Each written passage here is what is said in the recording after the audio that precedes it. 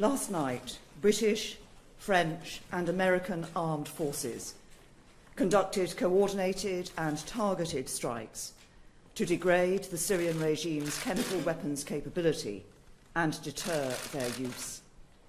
For the UK's part, 4 RAF Tornado GR4s launched Storm Shadow missiles at a military facility some 15 miles west of Homs, where the regime is assessed to keep chemical weapons in breach of Syria's obligations under the Chemical Weapons Convention. While the full assessment of the strike is ongoing, we are confident of its success. Let me set out why we have taken this action.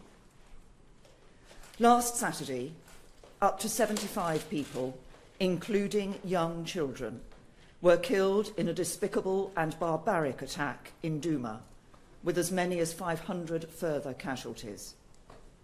We have worked with our allies to establish what happened, and all the indications are that this was a chemical weapons attack. We have seen the harrowing images of men, women and children lying dead with foam in their mouths. These were innocent families who, at the time this chemical weapon was unleashed, were seeking shelter underground in basements. First-hand accounts from NGOs and aid workers have detailed the most horrific suffering, including burns to the eyes, suffocation and skin discoloration, with a chlorine-like odour surrounding the victims. And the World Health Organization has received reports that hundreds of patients arrived at Syrian health facilities on Saturday night with signs and symptoms consistent with exposure to toxic chemicals. We are also clear about who was responsible for this atrocity. A significant body of information, including intelligence, indicates the Syrian regime is responsible for this latest attack. I cannot tell you everything, but let me give an example of some of the evidence that leads us to this conclusion. Open source accounts allege that a barrel bomb was used to deliver the chemicals. Multiple open source reports claim that a regime helicopter was observed above the city of Douma on the evening of the 7th of April.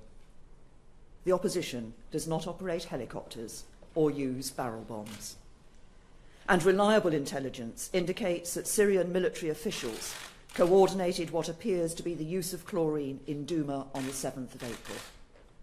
No other group could have carried out this attack. Indeed, Daesh, for example, does not even have a presence in Douma. And the fact of this attack should surprise no one. We know that the Syrian regime has an utterly abhorrent record of using chemical weapons against its own people. On the 21st of August 2013, over 800 people were killed and thousands more injured in a chemical attack also in Ghouta. There were 14 further smaller-scale chemicals attacks prior to that summer.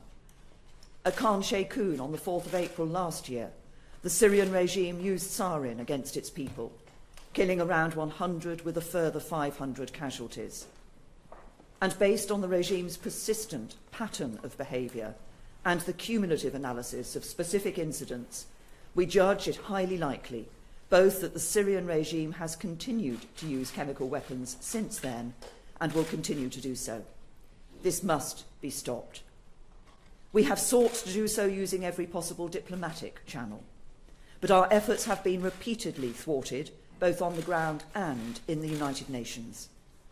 Following the sarin attack in eastern Damascus back in August 2013, the Syrian regime committed to dismantle its chemical weapon programme, and Russia promised to ensure that Syria did this, overseen by the Organisation for the Prohibition of Chemical Weapons.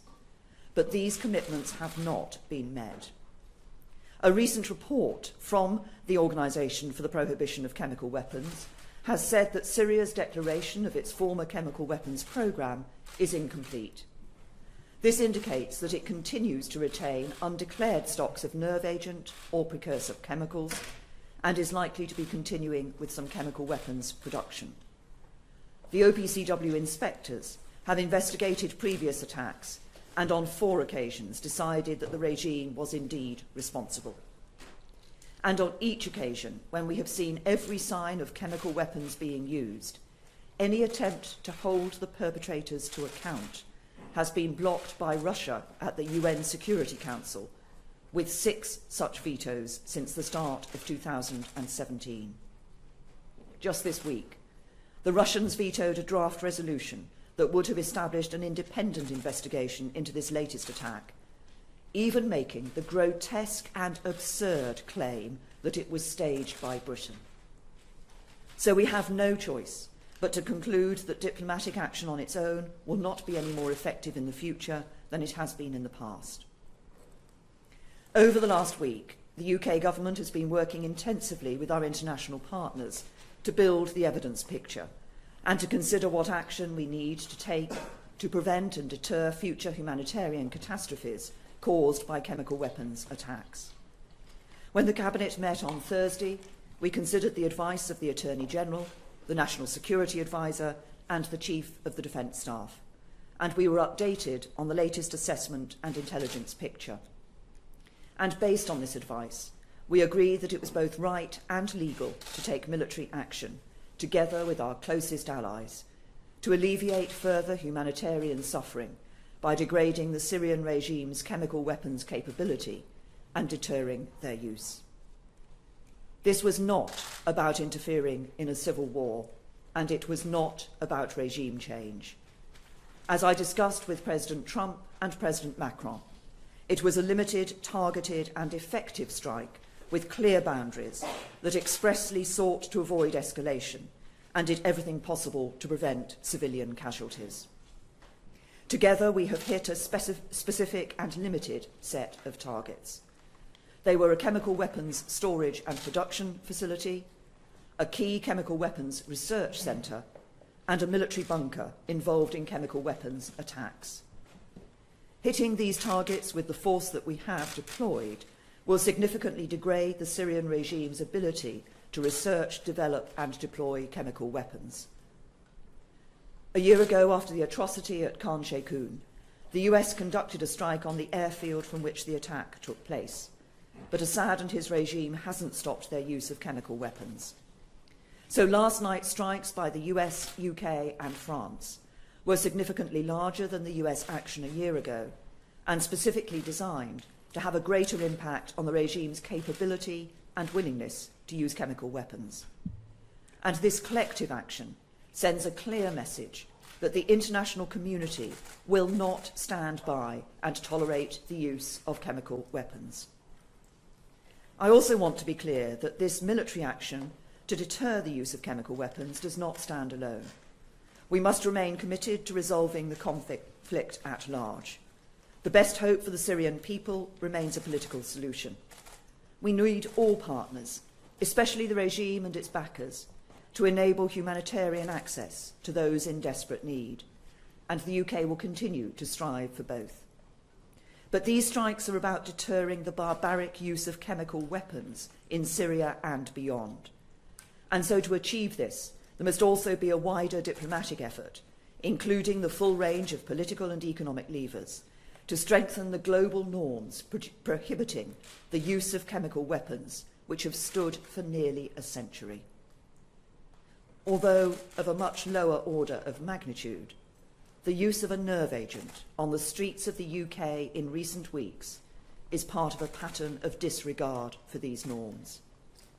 So while this action is specifically about deterring the Syrian regime, it will also send a clear signal to anyone else who believes they can use chemical weapons with impunity. There is no graver decision for a Prime Minister than to commit our forces to combat. And this is the first time that I have had to do so. As always, they have served our country with the greatest professionalism and bravery, and we owe them a huge debt of gratitude. We would have preferred an alternative path, but on this occasion there is none. We cannot allow the use of chemical weapons to become normalised, either within Syria, on the streets of the UK, or elsewhere. We must reinstate the global consensus that chemical weapons cannot be used. This action is absolutely in Britain's national interest. The lesson of history is that when the global rules and standards that keep us safe come under threat, we must take a stand and defend them. That is what our country has always done, and that is what we will continue to do.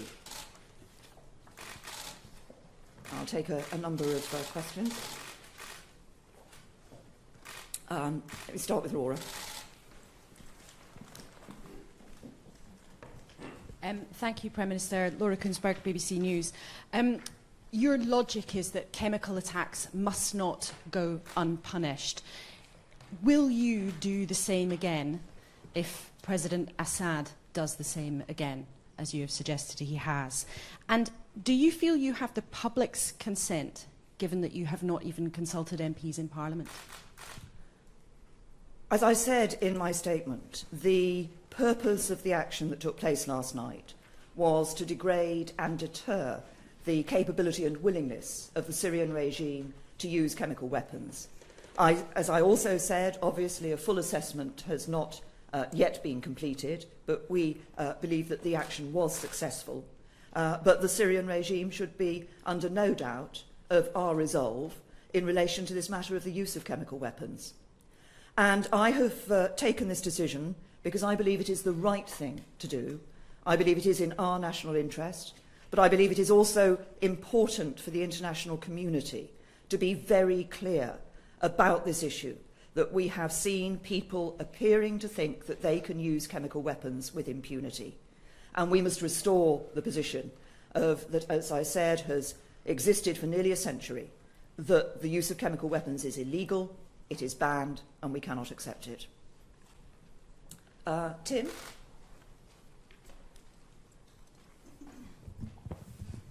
Thank you, Prime Minister. Tim Shipman from the Sunday Times.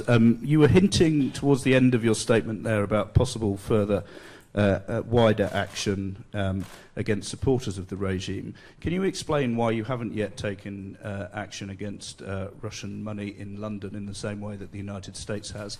And on a linked point, we appear to be in a propaganda war with the Russians. Why have no ministers been out explaining what you've been explaining today throughout a week in which the Russian ambassador has been accusing Britain of culpability for the crimes that you've addressed this evening?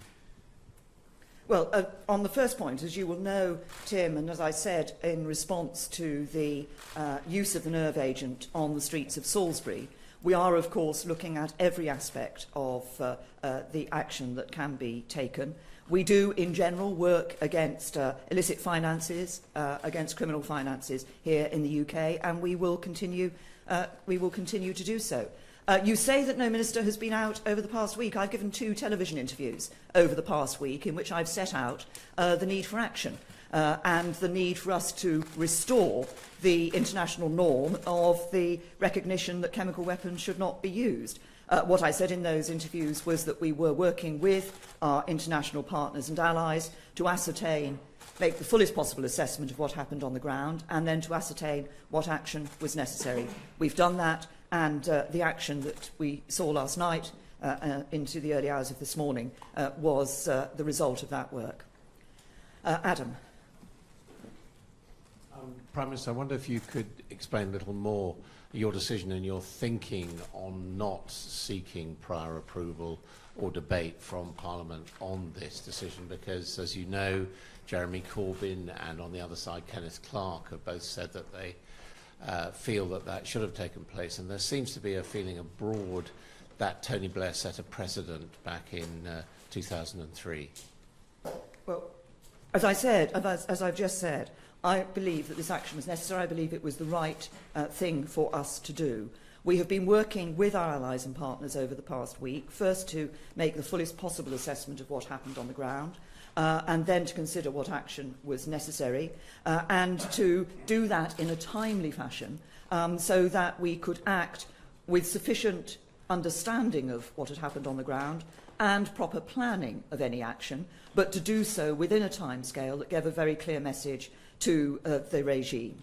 And it was also important, and I believe it is important, as we are sending, it is one of the gravest decision that a Prime Minister can take is to send our service personnel into action, into combat.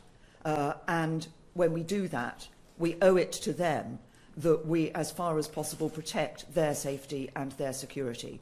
And for operational security reasons, it was right that we've acted in the way that we did.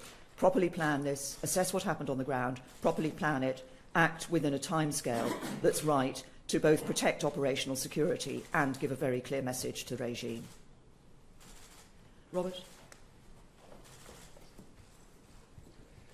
You explicitly linked the overnight action to the poisonings in Salisbury. Was the overnight action just about Assad, or was it explicitly a warning to Russia as well? The Secretary-General is warning that the Cold War is back, and he is fearful we don't have the institutional structures to contain it. How do we restore a sense of calm and security? Well, first of all, I referred to what happened in Salisbury, because it was the use of a chemical weapon, a nerve agent, on the streets of the United Kingdom. The action that took place last night was an action which was focused on degrading and deterring the operational capability and the willingness of the Syrian regime to continue to use chemical weapons. As I said, there have been many instances when we have seen them using those chemical weapons. But I believe it should also be a message to others that the international community is not going to stand by and allow chemical weapons to be used with impunity. We have, for nearly a century now, had a general understanding under the Chemical Weapons Convention that chemical weapons were illegal, that their use was banned.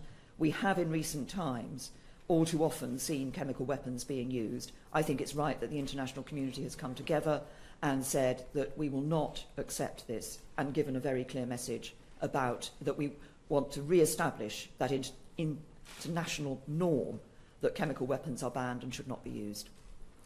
Yes. Bénédicte Pavio, France 24. If chemical weapons are indeed used again in Syria, will the United Kingdom take part in more targeted strikes? And since, if it's in the coming weeks, Parliament will no longer be in recess, will you feel a bigger pressure to actually ask for that green light? And how important is it to you that President Macron is alongside and very much participating in this operation? How would you characterize the Franco-British entente about this operation? Well, first of all, on the parliamentary front, and I apologise, I should have made reference to this in answer to the previous questions, I will be in Parliament on Monday to make a statement to Parliament and obviously to give parliamentarians the opportunity to question me about this. I believe it was right to take the action that we have done in the timing that we have done, as I've indicated, in relation to assessment, planning and operational security. But it was to send a very clear message about the use of these chemical weapons. I believe that the action that's taken will have significantly degraded the capability of the Syrian regime to use chemical weapons. We want to deter their willingness to use chemical weapons as well, but they should be in no doubt of our resolve, and I believe that is an international resolve on these issues, to ensure that we do return to the situation where it is accepted that the use of chemical weapons is illegal, is banned, they should not be used. I think, obviously, this has been a tripartite operation with the United States, with France and the United Kingdom. You asked specifically about the Franco-British relationship. I think we have a very good and close relationship on security and defence matters. That was enhanced in the summit the Franco-British summit we had earlier this year. We have been, over recent years, working increasingly closely together on these defence matters. With respect, Prime Minister, you didn't address the part of my question that, if there are more chemical weapons attacks in Syria in the coming weeks, will you authorise and instruct, indeed, the RAF to carry out more targeted strikes? Well, without or with a green light from Parliament? As I said, in relation to this, I will be going to Parliament and will be making a statement in Parliament. On the wider issue, I did address the wider issue of this. This was a limited and targeted strike that that took place last night, or series of strikes that took place last night by the three partners, but nobody should be in any doubt of our resolve on this issue, which is to ensure that we see a return to that international norm on the prohibition of the use of chemical weapons. Sorry, yes, the gentleman. Thank you. Joe Watts, The Independent. The Syrian civil war has seen a huge displacement of people from the Middle East towards the West. I'm just wondering if you think that your action today and the threat of further action from the West will exacerbate that and cause more people, more refugees to come to the West. And if you can tell us what extra planning, extra actions you're going to be taking to address that point, ease the pressure on nations and help the refugees themselves. Well, you're right to say that, of course, as a result of what has been taking place in Syria over the last few years, 7 years or so, we have seen a large number of people displaced within Syria and obviously a large number of refugees from Syria being displaced both to countries in the region and further afield. And, of course, we have been receiving a number of Syrian refugees here in the UK ourselves. But our focus has always been on support for refugees in the region, with considerable support to countries that have been providing refuge for them. Obviously, Lebanon, Jordan and Turkey are the three countries that have particularly been providing refuge for them. The purpose of this action is to prevent further humanitarian suffering. I think nobody can have been anything but appalled at the scenes that we saw and we've read about from the attack that took place in Douma. It is right, I believe, that the international community has acted to give that very clear message about this use of chemical weapons. Hi, Jessica Elgott from The Guardian. Prime Minister, are you concerned that you perhaps do not have the support of the British people for this action? Polling has shown that it's around a fifth of people who support further action in Syria. And what's your message to people who are uneasy about the action you've taken? Well, as I said, I have taken this decision because I believe it is the right thing to do. I think my message to people about this is that this is about the use of chemical weapons. We have, for nearly 100 years now, had a generally accepted position in the international community that, because chemical weapons are illegal, their use is illegal, they're banned, and that has generally been accepted. We have seen that international norm being eroded. It's been eroded in a number of ways. As I say, we've seen a nerve agent used on the streets of a city here in the United Kingdom. But we have seen the Syrian regime continuing to use chemical weapons, despite the fact that after August 2013, they said they were dismantling their chemical weapons, and Russia guaranteed that that was taking place. Though that commitment has not been met. And so I think it is important that for the alleviation of humanitarian suffering in Syria, but also if we stand back and look at this more widely, I think it is in all our interests that we restore that international norm on the prohibition of the use of chemical weapons.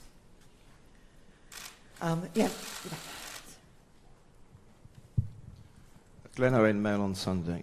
How much did you agonise about this decision? Did it keep you awake at night? As I said in my statement, and I've repeated since, that there is no graver decision that a Prime Minister can take than to send service personnel into combat. And it is a decision that I have not taken lightly. As you know, there have been a number of discussions here with the National Security Council and at Cabinet, together with discussions with our American and French allies on this. But at the end of the day, I felt it was the right thing to do, precisely because we have seen this growing use of chemical weapons. And I think that we must say this must stop. And it is in all our interests for us to ensure that the use of chemical weapons stops. And it's in the interests of all our futures to ensure that the use of chemical weapons stops. Yeah, here on the front row. Sorry, Jay, making you... Hello, Toby Helm from The Observer. Obviously, there's been no parliamentary approval for this action for reasons of timing, apart from anything else. But when Parliament resumes next week, do you intend to try to get Parliament as a whole to back your strategy, which clearly you are opening the door to possible further action from what you say? Do you intend to push for a vote to get Parliament behind you? Well, as I say, and as you've picked up, in fact, in your question, I think it was right to take, the decision was taken for operational reasons after we had the opportunity to provide the fullest possible assessment and proper planning, and I believe it was the right thing to do. But we will, of course, be giving an opportunity. As I say, I'll be the first opportunity when Parliament resits will be on Monday for me to go into Parliament to make a statement and to hear the views of parliamentarians on this issue. And I will be very clear with Parliament, as I have been clear this morning and have been clear with others, that this is not about action to intervene in the civil war. It is not about anything to do with regime change. It is about the use of chemical weapons. It's a limited and targeted set of strikes that have taken place in order to degrade and deter the capability to use chemical weapons. Sorry, on the second row here. Thank you, Prime Minister. Rahim Al-Farsi from Sky News Arabia. During your many statements, you have repeatedly talked about the victims of the Duma incident.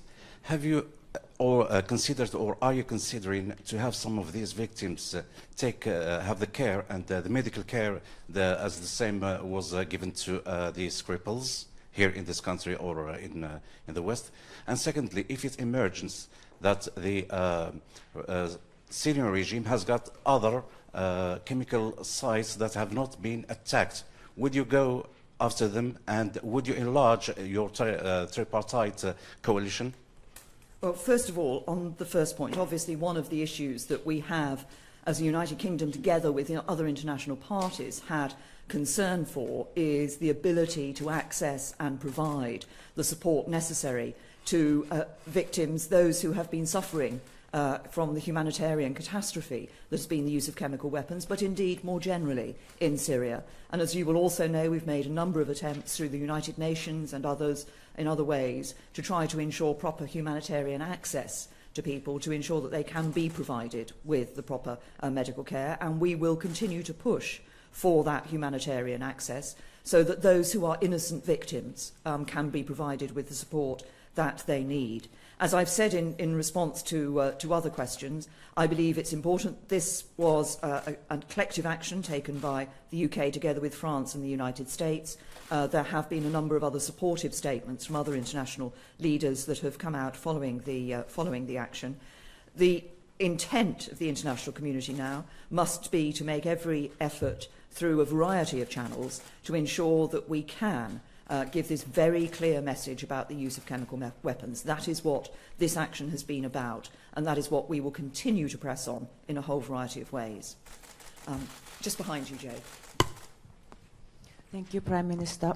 Japan's newspaper, Yomiuri Shimbun.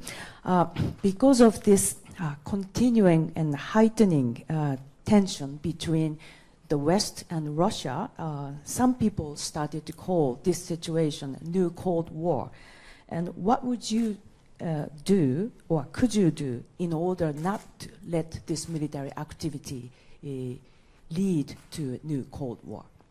Well, as I say, this has been focused. This action has been focused on the activities of the Syrian regime. Obviously, the Syrian regime has been backed by Russia.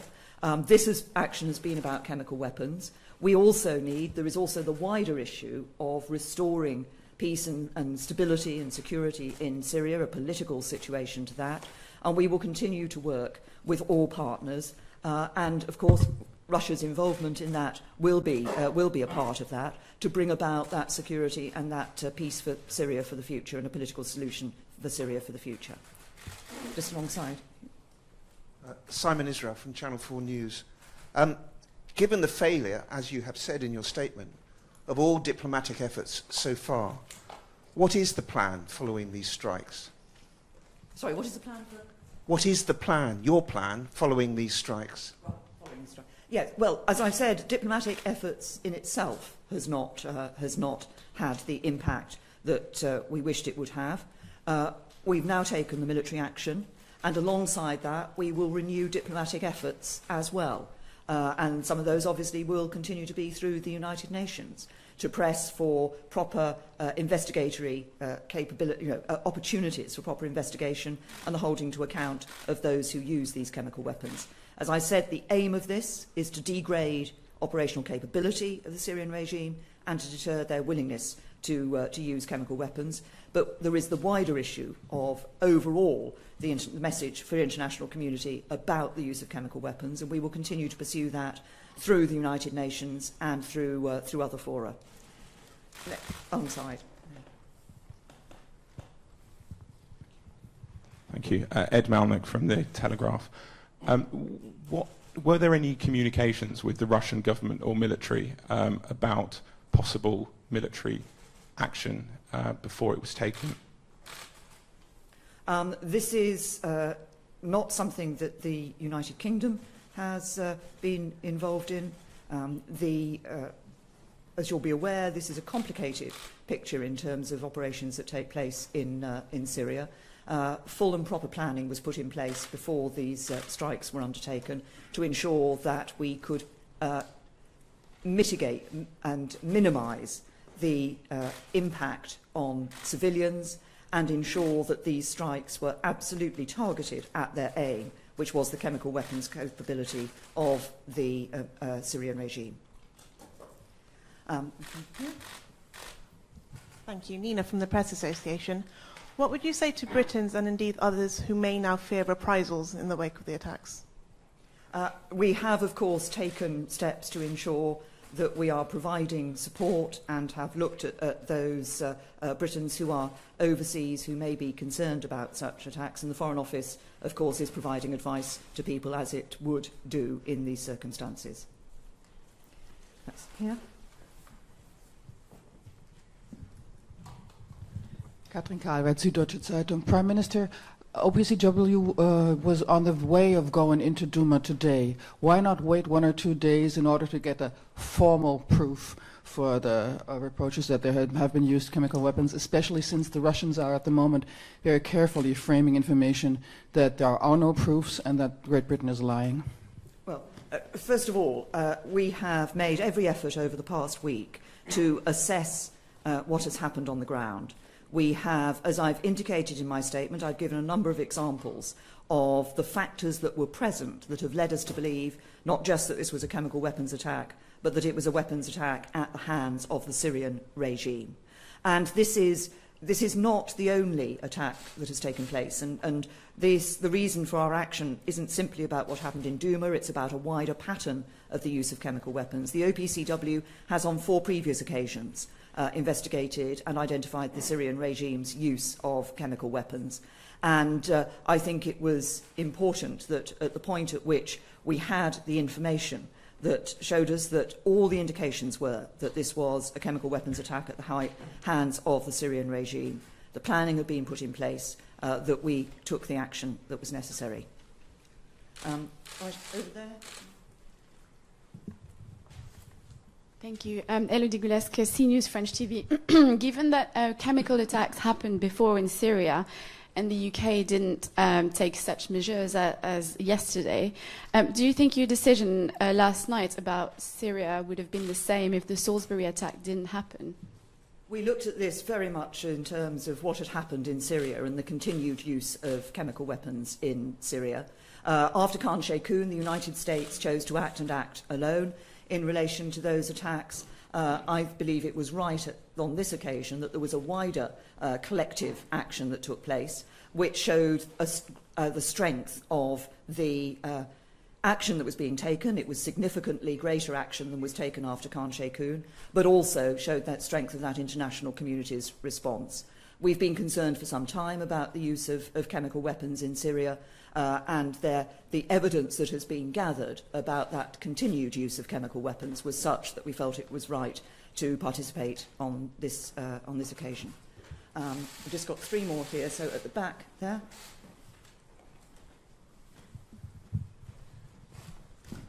Nigel Nelson, Sunday Mirror, Sunday People. I'm still a little unclear about what you see the role of Parliament in this. In the event that the UK takes further military action, will you put that to a vote of MPs? Well, first of all, as I said, this decision was taken because I believe it was the right thing to do. The power to take this decision is obviously a prerogative power. and at the first opportunity for Parliament will have an opportunity to question this, and I will be in Parliament, as I've said, on Monday in order to do so. The intent of this action is that it does degrade and it does deter the Syrian regime from taking action. We will be following up with further diplomatic efforts in relation to this wider question of the use of chemical weapons. Two more. One. Camilla Tominey, Sunday Express.